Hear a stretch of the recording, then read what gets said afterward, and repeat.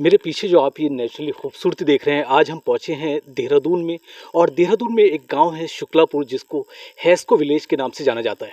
हैस्को क्या है ये भी हम आपको बताएंगे। पहले आप ये देखिए कितनी खूबसूरत पहाड़ों के बीच में हम हरे भरे पहाड़ हैं और अंदर आकर के इसको बनाया गया है। हैस्को दरअसल है Himalayan environmental studies and conservation centre, जिसको बहुत मशहूर पर्यावरणविद डॉक्टर अनिल जोशी जो उत्तराखंड के हैं, उन्होंने इसकी शुरुआत की थी 1984 में। और आज इसका कारवां इतना बढ़ता गया क्योंकि इसको अब हैस्को के साथ साथ, क्योंकि हैस्को एक जॉइंट वेंचर अब गवर्नमेंट ऑफ फॉरेस्ट उत्तराखंड की जो फॉरेस्ट डिपार्टमेंट है उसके साथ जॉइंट वेंचर इनका चल रहा है।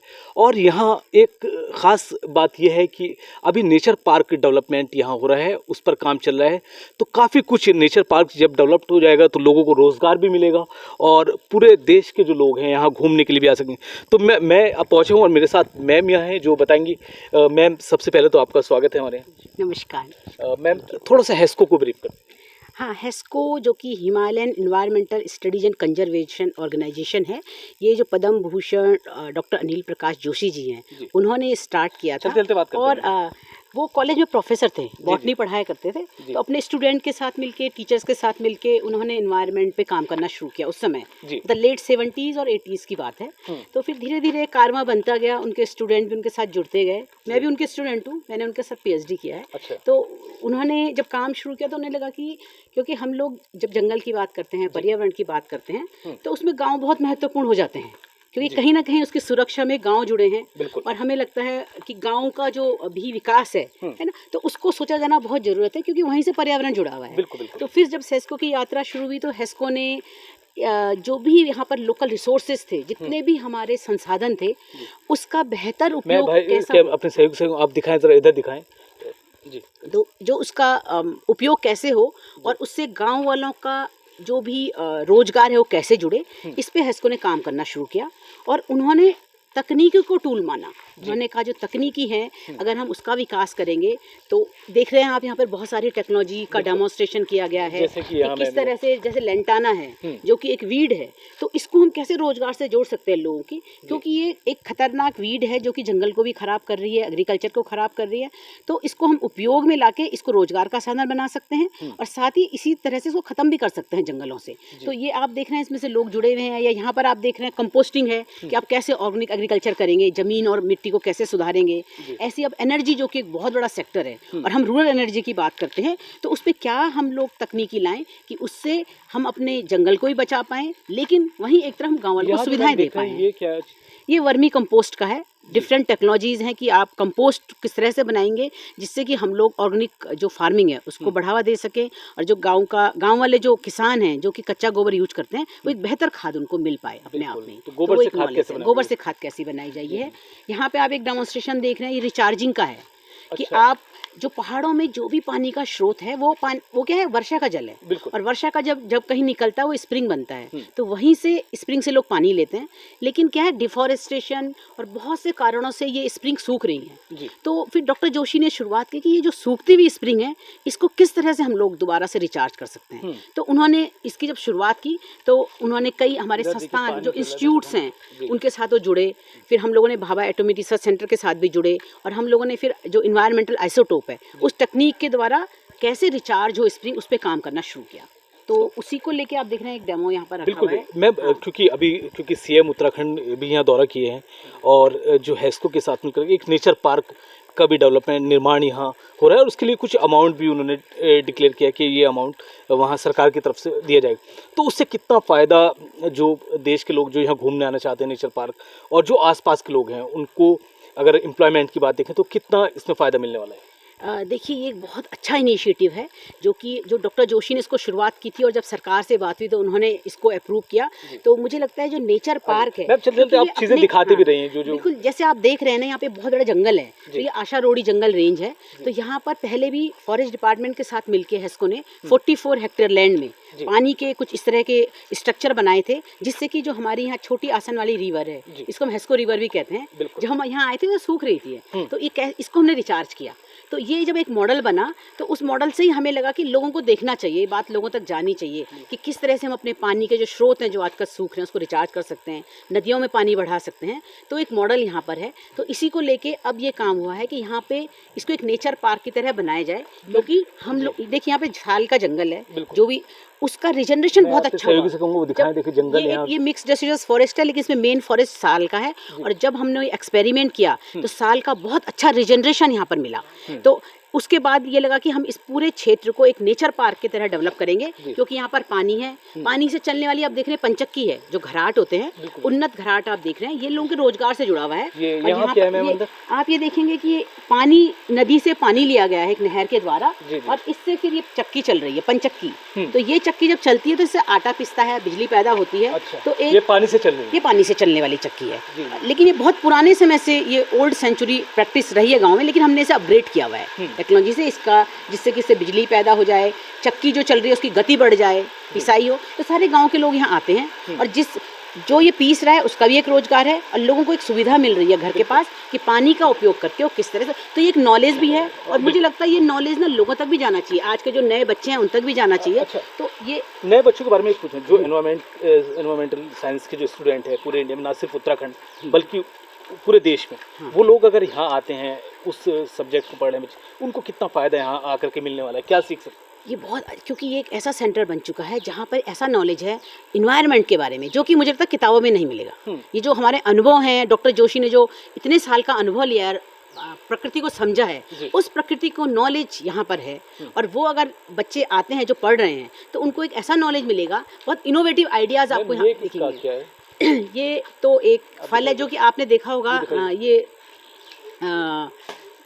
चकोतरा जो है ये देहरादून में पाया जाता है बहुत ज़्यादा, और ये आपको यहाँ शुक्लापुर गांव में हमारे आसपास सब जगह दिखेगा। पर इसके अलावा भी जब से हम यहाँ पे आए हैं, हमने यहाँ पर वैरायटी ऑफ फ्रूट्स, अमरूद है, चीकू है, वो देख रहे चीकू लगे हुए हैं, आप सामने देखिए पेड़ में चीकू लगा हुआ है। अच्छा, पका भी है? हाँ, पका भी है। तो चीकू है, आम है, अमरूद है, जितनी वैरायटी के फल हो सकते थे। और आपको एक बात और बता दूं, ये ना कम्युनिटी का है, यहाँ आते हैं लोग, यहाँ पर जानवर, बंदर भी खाते हैं, गांव के लोग भी खाते हैं, जो विजिटर्स आते हैं वो भी खाते हैं, सबके लिए खुला है। मौसमी बहुत फल लगे हुए हैं, और जब अमरूद लगता है तो सारे लोग आते हैं घूमने, शाम को खाते हैं। अच्छा मैम, नेचर पार्क पर हम बात कर रहे थे, तो नेचर पार्क का जो स्वरूप है वो कैसा होने वाला है? आपको जो एक आइडिया कोई कि कैसा वो होने वाला है? लोग जो आएंगे टूरिस्ट, क्योंकि सरकार मान रही है कि उसको ऐसा हब बनाया जाएगा हेस्को के साथ मिल करके कि जो देश विदेश के भी सैलानी हैं वो यहाँ आएँ और यहाँ घूम सकें, उनको एक नेचुरली खूबसूरती जो चीज़ें हैं वो सब है।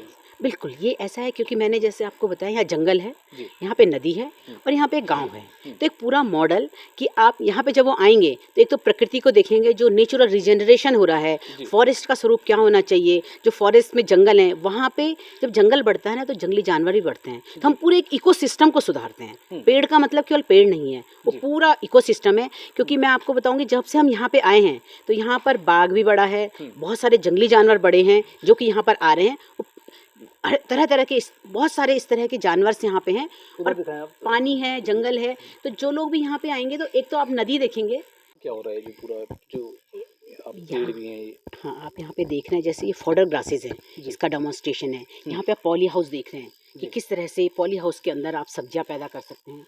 तो इस तरह तरह के डेमोन्स्ट्रेशन यहाँ पे हैं।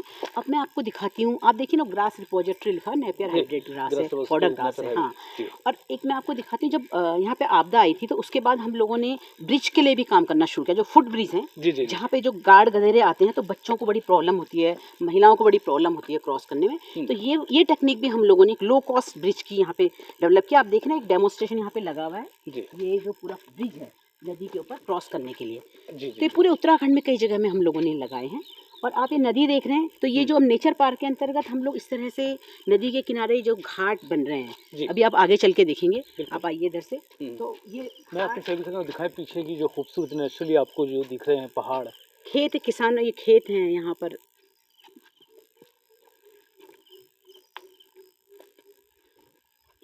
जी मैम, ये काम सब उसी के अंतर्गत हो रहा है, क्योंकि आप जो नदी नेचर पार्क के अंतर्गत ये काम हो रहा है। आप देख रहे हैं अभी उसमें और जमीन को और आगे बढ़ाए या इसी को डेवलप कर रहे हैं जो अपना एरिया है? वो ये एक्चुअली इस एरिया को प्लस जो जंगल है, अगर आप अभी फॉरेस्ट एरिया में जाएंगे तो वहाँ पे पूरा एक ट्रैक बन रहा है, जहाँ पे विभिन्न प्रकार के पेड़ पौधे, जो वहाँ पर जंगली जानवर जी। हैं उनकी तस्वीरें, और उस तरह का एक पूरा ट्रैक बनेगा जिसमें कि लोग ट्रैक कर सकते हैं, ट्रैकिंग के लिए आ सकते हैं, और उस ट्रैकिंग के द्वारा वो वहाँ के नेचर को भी समझ सकते हैं। वो एक तरफ से उसके नॉलेज के लिए भी है, प्लस उसकी खूबसूरती के लिए भी है, पर ज़्यादा हमारी कोशिश ये है कि वो इस ज्ञान को लें, प्रकृति को समझें और प्रकृति के विज्ञान को समझें। यहाँ पे तो मैम अभी रिसर्च के लिए बच्चे भी आ रहे हैं? बिल्कुल, रिसर्च के लिए बच्चे आ रहे हैं, और अभी हम लोगों ने एक और कार्यक्रम अभी हम लोग शुरू करने चाह रहे हैं जिसमें कि हम जो इन्वायरमेंट के बच्चे हैं उनको रिसर्च के लिए यहाँ से जोड़ेंगे। और वो कुछ ये आप केले के पौधे हैं, शहतूत हैं, आप बैम्बू देखिए, यहाँ पर देखिए नदी में कितने तरीके के बैम्बू लग रहा है। बिल्कुल, अच्छा बिल्कुल। तो आप दिखा हमने चारों तरफ जंगल के बैम्बू का प्लांटेशन किया है, जी। और ये बैम्बू पानी को कंजर्व करने के लिए बहुत अच्छा पेड़ है। तो इस तरह की साइंटिफिकली आपने देखा है वो भी किया, प्लस हम लोगों ने एक और काम किया कि जो जंगली फल हैं उनको हम लोगों ने ग्राफ्टिंग के माध्यम से अच्छे फल कैसे पैदा। मैम अभी अगर देखा जाए तो हेस्को के अंदर कितने फल फ्रूट्स के पौधे जो भी हैं? अभी अगर आपको यहाँ देखेंगे तो कम से कम 15-20 वैरायटी आपको दिखेंगी, जिसमें जंगली फल भी हैं, वैसे फल भी हैं। हमने जैसे मौसमी यहाँ पर बहुत अच्छी होती है, आपको जान के आश्चर्य होगा कि देहरादून में बहुत अच्छी मौसमी पैदा हो रही है यहाँ पे इस समय। हाँ, तो वो लगे हुए हैं। और उसके अलावा जो जैसे आपने देखा होगा ना, जंगल में मेहल पेड़ होता है, तो उसके ऊपर आप लोग नाशपाती की ग्राफ्टिंग हम लोगों ने की है। तो वो नाशपाती के पेड़ भी आपको यहाँ दिखेंगे, और नाशपाती लग रही है, क्योंकि एक आइडिया ये भी था कि फल केवल आदमियों के लिए नहीं है, जो जंगली जानवर हैं उनको भी जंगल में कुछ मिलना चाहिए। बिल्कुल, और गांव के लोगों को भी हमने एक और कोशिश ये की थी कि क्योंकि फॉरेस्ट के किनारे गांव बसा हुआ है, तो जो किनारे वाला जो एरिया है वहाँ पे गांव वालों ने पेड़ लगाए हैं फलों के अपने लिए। अच्छा। जमीन जंगल की फॉरेस्ट डिपार्टमेंट की है, लेकिन उसको खराब ना करें, तो वो लोग उसको यूज कर सकते हैं कि मेरा पेड़ है, मैं इसको बचाऊंगा। क्योंकि एक होता है ना कि अपने को लोग बचाते हैं, जंगल को तो एक कम्युनिटी चीज है। तो आप जब जाएंगे आप देखेंगे गांव के किनारे एक तरफ घर हैं, और जो जंगल का एरिया उस किनारे सारे फल के पेड़ लगे हुए हैं। तो ये भी इनिशिएटिव हम लोगों द्वारा लिया गया था कि हम लोगों ने कहा था आप यहाँ पर। मैं चलते आखिरी सवाल ये है, सिर्फ रोजगार के ऊपर मैं बात करूँगा, तो क्या लगता है आने वाले टाइम में कितने लोगों को हेस्को के थ्रू, नेचर पार्क के थ्रू यहाँ रोजगार मिलेगा? देखिए, रोजगार तो आप जानते हैं कि जहाँ पे फुटफॉल ज़्यादा होगा तो वहाँ पे स्वाभाविक है कि बहुत से ऐसे एंटरप्राइज बढ़ेंगे, और वो एंटरप्राइज का फ़ायदा लोकल लोगों को मिलेगा। जब नेचर पार्क देखने लोग आएंगे तो बहुत सारी जो भी चीज़ें हैं वो बिकेंगे यहाँ पर, तो उससे लोग जुड़ेंगे। और जो कि एक बहुत रिमोट एक एरिया था, ये यहाँ पे रोड भी ढंग से नहीं आती थी, तो उन लोगों को अपने ही गाँव में रोजगार मिलेगा।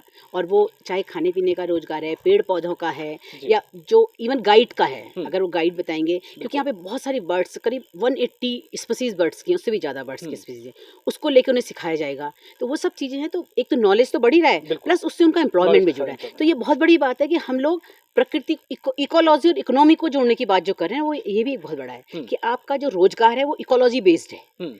अदरवाइज क्या होता है, एक विकास होता है तो हम लोग इन्वायरमेंट को खराब करते हैं। और यहाँ सबसे बड़ी बात क्या है कि आप लोग इन्वायरमेंट को बचाते हुए अपना एम्प्लॉयमेंट जोड़ रहे हैं। तो इकोलॉजी और इकोनॉमी की बात जो कि मुख्यमंत्री जी हमेशा बोलते हैं, यहाँ पर बातचीत होती है, तो उसका बहुत बड़ा उदाहरण आपको नेचर पार्क में देखिए। अभी मैम से बात हुई और इन्होंने पूरा जो हेस्को के बारे में बताया, नेचर पार्क जो आने वाला है कैसा होगा उसका स्वरूप, और रोज़गार की जब बात की गई कि जब नेचर पार्क डेवलप यहाँ होगा तो कितने लोगों को रोज़गार मिलेगा, क्योंकि आसपास के जो गाँव हैं उनके लोगों को रोज़गार मिलना स्वाभाविक है, क्योंकि यहाँ जब ये आप देख रहे हैं नदी, ये सिर्फ नेचर पार्क के अंडर ये डेवलप की गई, और भी पूरा जो हेस्को है उसको डेवलप यहाँ किया जा रहा है, क्योंकि फॉरेस्ट का ये एरिया है जहाँ इस वक्त हम हैं, और कुछ ही दिनों में आपको जो यहाँ का पूरा जो स्वरूप है वो बिल्कुल बदला हुआ नजर आएगा। देहरादून से वीडियो जर्नलिस्ट जॉन जैदी के साथ आदिल पाशा, TV9।